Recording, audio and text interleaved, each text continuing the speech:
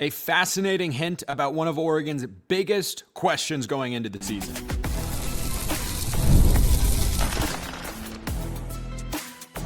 You are Locked On Ducks, your daily podcast on the Oregon Ducks.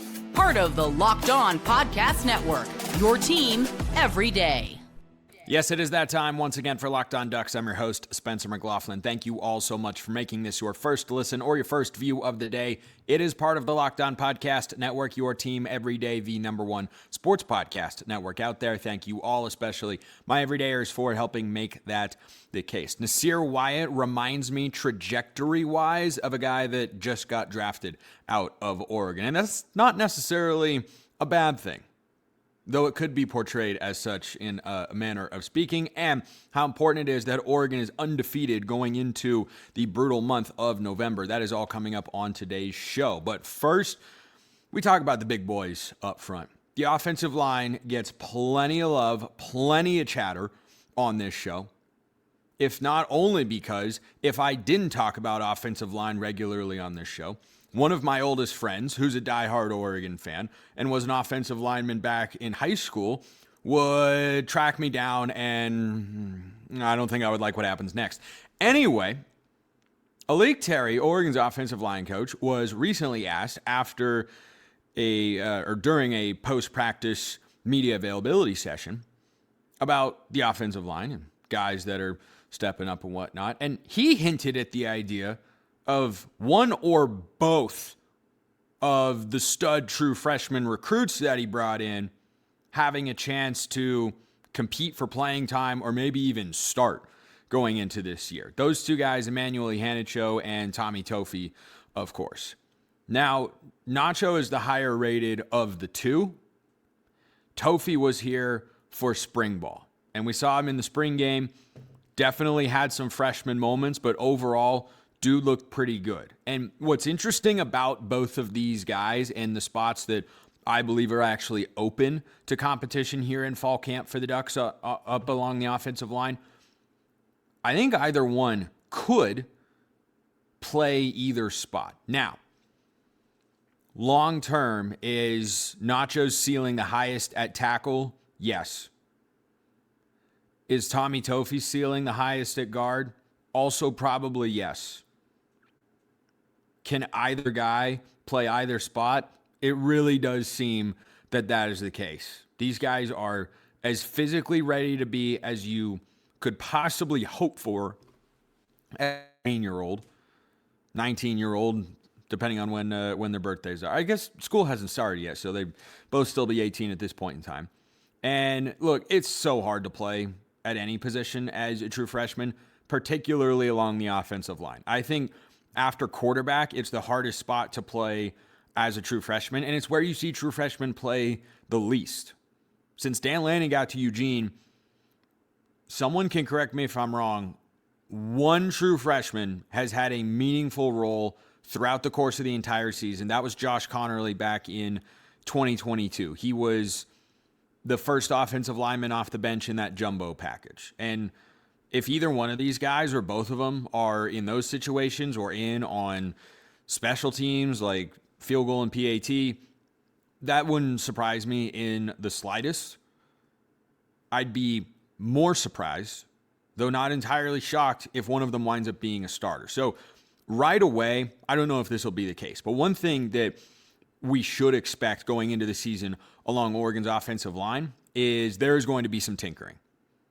Dan Lanning talked about this at Big Ten Media Days, that the offensive line is going to be among, or maybe the most competitive spot going into fall camp, which is, of course, now well underway. And I think that for Oregon, you know who's starting at center. You know who's starting at right guard because they're the same guys from last year. I don't think either one, Poncho or Dave Iuli, is going to lose their starting spot. Certainly not Poncho. I think Fox Crater is likely to start at left tackle. And I think left guard and right tackle are pretty open. Michael Bennett, Janoris Wilson, Zaire Addison, Douglas Utu, Nacho and Tommy Tofi, Kavika Rogers. He's a guy that can play multiple spots. If either of the true freshmen wind up being starters by the time the season really gets going, I'm not saying week 1, but by, maybe the USC game, that'd be a major test. But maybe, by UCLA or Nebraska or Northwestern, somewhere in that sort of stretch, if those guys are getting up to speed and taking over for other guys, I don't think that's a bad sign for Oregon's offensive line at all. In these sorts of spots where a freshman could take over for a more experienced guy, there are 2 quarterback examples that come to mind.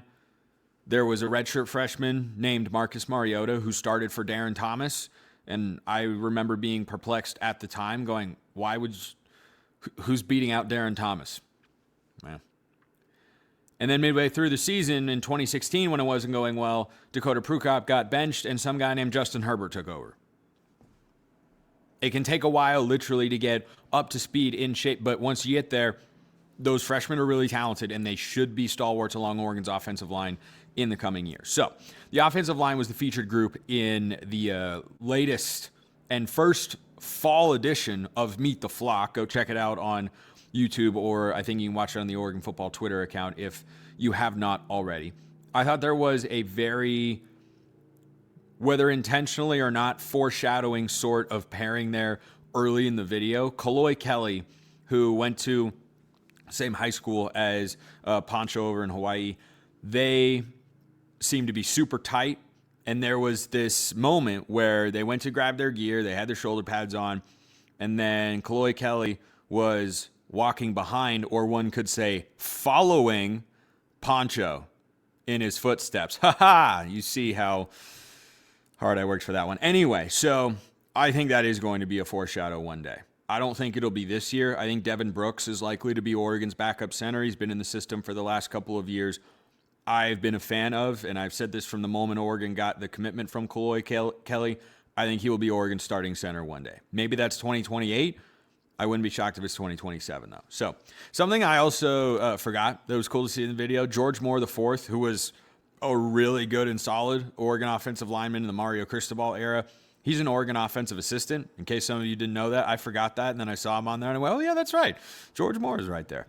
So Zaire Addison, a guy who was pretty highly regarded coming out of the great state of Florida. Brian Smith, our recruiting analyst here at the network, was a big fan of his coming out of high school. He talked about, a little bit of maturation that he had to undergo as a freshman, but said that he feels like he's ready to play. That right tackle spot is, I think, is pretty open. I know they brought in Michael Bennett, the transfer from Yale, but they've brought in more high-profile transfers on the O-line before and not wound up starting him. And it can be for one reason or another. Junior Anguila, the guy from Texas, comes to mind. He battled injuries, but by the time he got healthy, Oregon had already figured things out, and I don't think he played more than actually a few snaps in his Oregon career. But maybe my favorite moment of this episode of Meet the Flock, Mike Cavanaugh. That guy's awesome. He was at Oregon. He left to go to Oregon State. Now he's back with the Ducks, and the guys were speaking very highly of him. And, he always hosts the offensive lineman over to his house, and that's a lot. You got to prepare a lot of food for that particular group of people. But he used a phrase, and obviously it was, in the context of coaching offensive linemen, but it's a great golf phrase. He said, aim small, miss small. It's a great golf thought.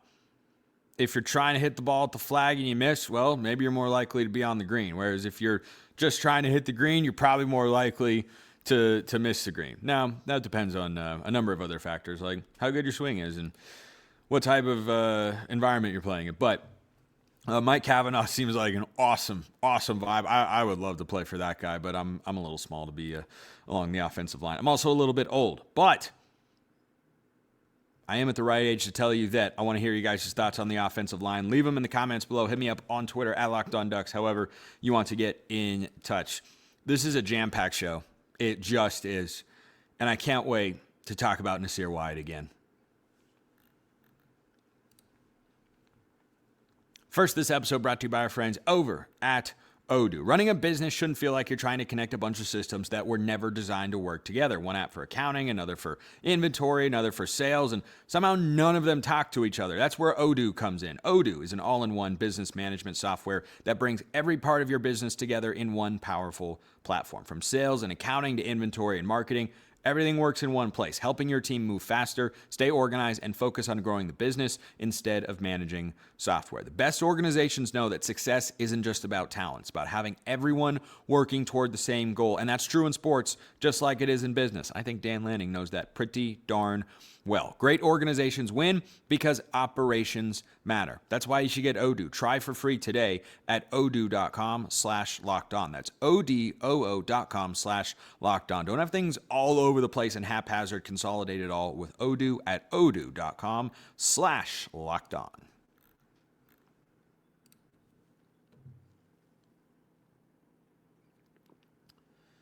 That is the first official second segment sip at another new location in which I am taping this show.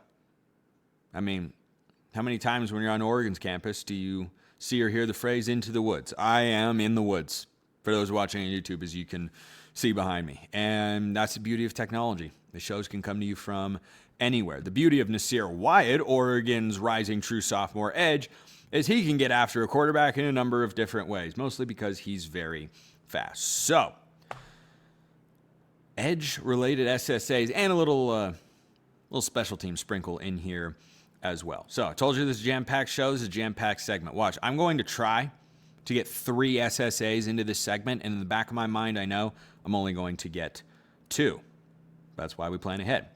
So, one of you sent this in to me. I have 2 SSAs for you. The first is Nasir Wyatt. Even in a rotational role, will have double-digit sacks and end the season on the all Big Ten teams.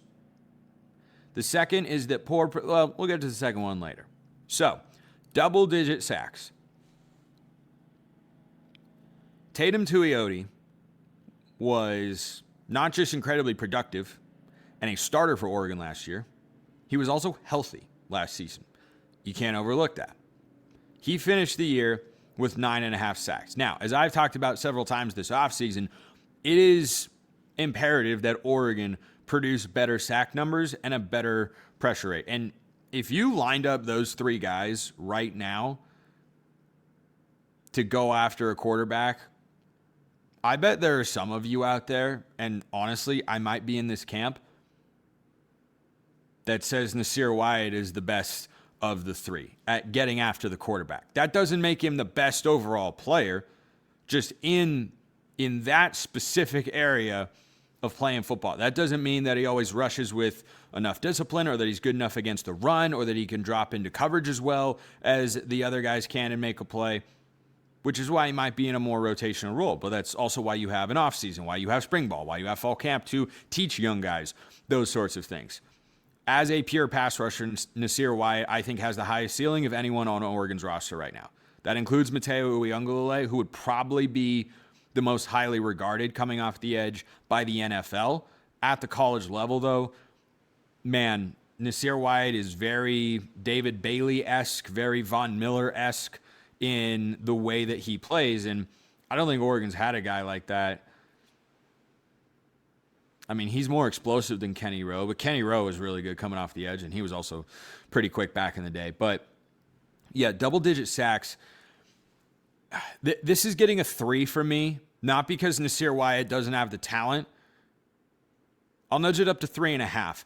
I think in order for this to happen, there would have to be an injury. Think about how good Tatum Tuioti was last year. He didn't get to double-digit sacks. Mateo did the year before. He had 10.5. Those guys were getting it in a full-time starter role. Even when you are a supremely talented pass rusher like Nasir Wyatt, if you're only going in, or you're primarily going in on third down, yeah, you're missing plenty of run snaps, most likely. You're also missing plenty of passing snaps to go get after the quarterback. So, he has gained weight this offseason and is trying to make himself into a more well-rounded player, not just a guy that, you put in on third down and 8 when the other team is going to throw. And look, he was an impact player for Oregon last year. You talk about the pressure that led to a pick against USC, the sack against Indiana in the Peach Bowl, the sack against Washington. He made a tangible impact on the field. He will make a tangible impact once again. I put him at a 3.5 for double-digit sacks because that requires a lot. The guy that I hinted at comparing him to earlier on the show is Kenyon Sadiq. Sadiq was a 4-star recruit. He barely played as a true freshman. As a sophomore, he played more, and we saw how much potential there was. And then as a junior, he started and became a first-round pick. And the only reason he didn't start as a sophomore is because he was behind one or more NFL-ready guys. And if Tatum Tuioti or Mateo Uiagalelei, just one of them, had declared for the draft, I don't think Oregon would have gone into the portal to try to get a guy that could come in and play. I think Nasir Wyatt would just be the other edge.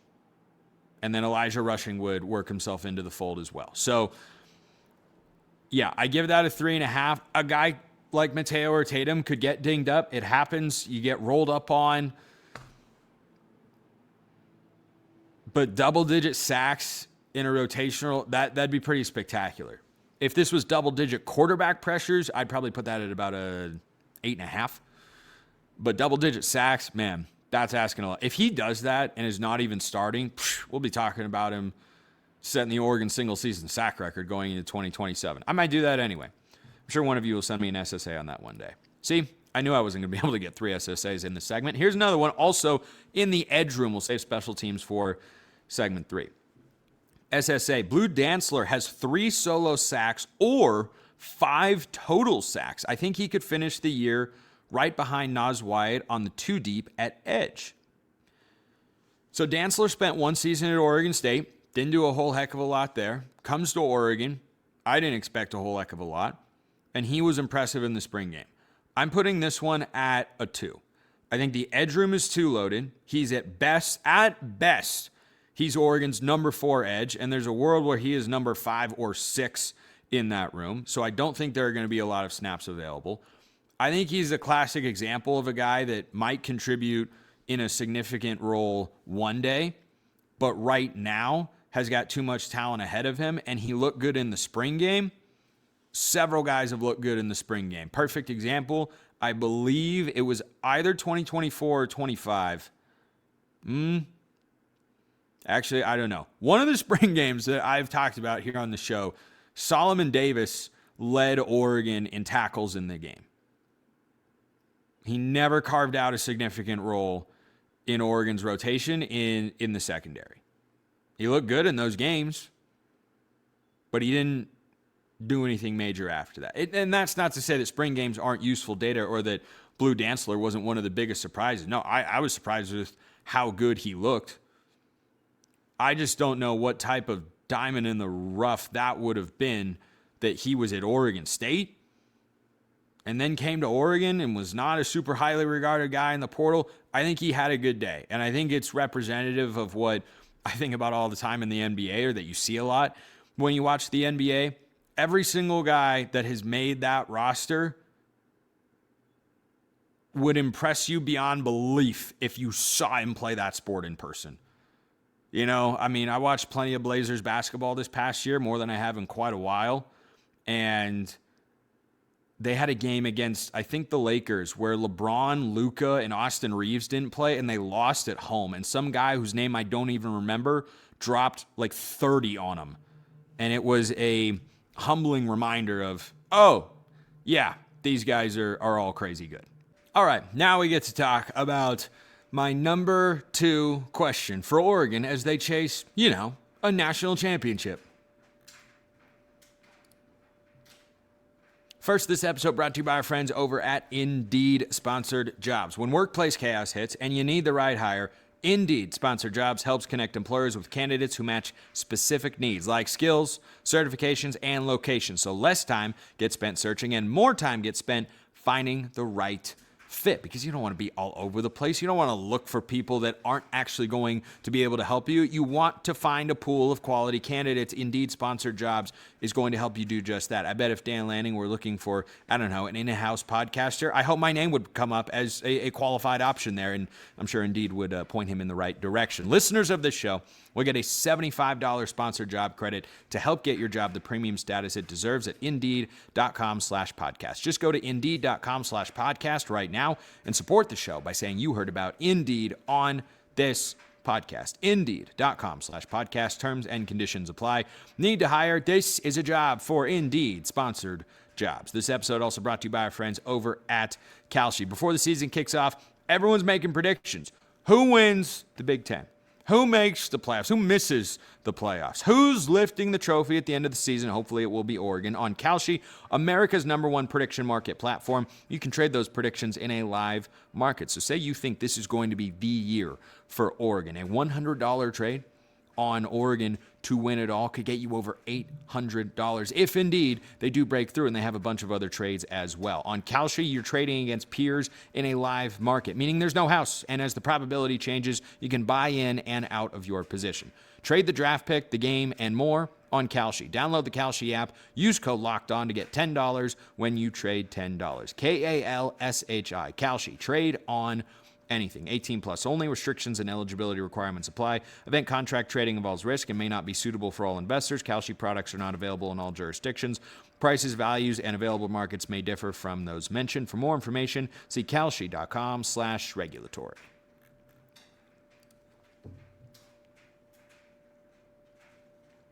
Yep, the rarely seen third segment sip. Something about being in the woods, I guess. All right, 2 more SSAs to wrap today's show. This is indeed one of the biggest questions that I have about Oregon going into this season. This is a potentially dangerously accurate SSA. We'll see. Here we go. SSA. Poor performance in Oregon's kicking game will result in 2 games unnecessarily coming down to the wire. I'm not saying Oregon will lose those games, but the games will end up being in doubt late in the game when it shouldn't be. So I thought about this, and the principle of it is one I can, in fact, get behind, only because I've never seen Gage Herrick be a kicker. He might be the best kicker of my lifetime at Oregon. I might look at him and go, Aiden Schneider, who? Morgan Flint, who cares? Rob Beard, move aside. It's the Gage Herrick era. Atticus Sappington. Who misses Ice Cold Atticus? I do, because Ice Cold Atticus was the man. But we don't know. We legitimately don't know. And it's not anything that you can actually measure in a spring game or in practice. Because kicking the ball with a game on the line on the road at the Horseshoe or when they go to Illinois, those are the types of games that, or the types of environments, I mean, that you can't know how you're going to perform there until you get there. You can practice all you want. Can't know. You cannot possibly know until you do it. So then I got to thinking about this SSA take a little bit more, because I started thinking, well, wait a minute. What game would Oregon be capable of pulling away in on the back of their kicking game, but it all dry?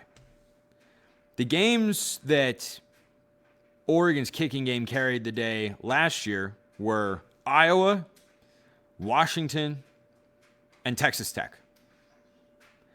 That Washington game is the example that popped into my head when you made this comparison. Oregon was the significantly better team. They did not play like it. I don't think their offensive line was completely healthy. Washington's defense was also pretty good.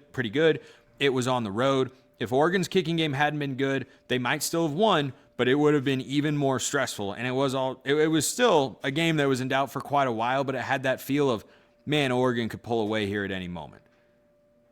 But a kicking game moves you from Oregon could pull away at any moment, or it puts you in that mindset, rather, I believe, as a fan, and takes you out of, hey, Oregon might lose this game even though it feels like they've been dominating. And they could have beaten Texas Tech by more. Dan Lanning didn't want to take field goals. Eventually he did, but he wanted to go for it a couple times. Sometimes it worked, sometimes it did not. So Illinois is definitely a game that popped in my head as one where Oregon should win comfortably. But if they are on the road and not quite in the same kind of rhythm and flow that we see them have at home, then sure, that could get more uncomfortable than we would like. Other games that are, a kicking game away, Washington again? at home, like Oregon should win the game. As I talked about yesterday on the show with Roman, they should win the game by multiple possessions. Would it get uncomfortably tight if the kicking game isn't any good? Yeah, I'll leave open that possibility. So those are the games that pop into my head. You know, I'll toss USC in there. I think USC is the best of those three teams pretty easily. I talked about them over on Locked On College Football today. But, yeah, so I could see it 2 games unnecessarily coming down to the wire. I'll give that, I mean, maybe Oklahoma State, and no, that shouldn't be a problem. I'll give that a 4. That one is a 4. So, we wrap with this traditional mailbag question. How important do you think it is to enter November at 8-0 in regard to making the playoff? We all know November is going to be a gauntlet. Do you see a pre-November loss as detrimental to a playoff chance, or are you bullish about November? So if you missed yesterday's show, definitely go tune in at least to the first segment, because Roman and I talked about this more extensively. But the reason I had that take about the Washington game and why it might be in Oregon's best interest for them to be good is because if they don't beat USC, I don't know where there's a quality win on Oregon's schedule. And at that point, they could enter November kind of like they did last year in a do-or-die spot, but without, even a Penn State level win. And I know Penn State fell off after that. I think most people treated that as, Oregon sent Penn State into a spiral, and they were still really, really good. But if Oregon loses to USC, there's a world where they enter November without a win against a top 25 team. I think they'll beat everyone else on their schedule. There just might not be another top 25 team on the schedule. Heck, the most likely one might be Boise State. I mean, I don't think Nebraska is going to be in the top 25. I doubt it in November. I don't think Northwestern's going to be there. I don't think UCLA is going to be there. If they've lost to USC, then obviously they wouldn't have that. So, yeah, I mean, you go to Ohio State, you host Michigan, you go to Michigan State, and then you come back home and play Washington. And yeah, the SSA on, Oregon needing to be 8-0 is at a 5 because there's just a coin flip component to all of that, and you don't know how things are going to play out. It's why we watch the games. Predictions are fun. Reacting to actual games, even more fun. So, yeah, I'll put that at a 5. And once again, like last year, and this year's tougher. This year's November slate is absolutely tougher. Oregon's going to have to really find their best football when they go through that month, because I'm not going to overlook Michigan with Kyle Whittingham. Ohio State on the road. Oregon's going to be an underdog for probably the only time all season in the regular season. Washington in a rivalry game. Michigan State in a classic trap game, potentially. So we'll see how things go. But yeah, being unbeaten going into November, it would make November a less stressful month, and it's going to get the emotions running high either way. Appreciate everyone listening. I will see you next time. And until then, hope you all have a wonderful rest of your day, and go Ducks.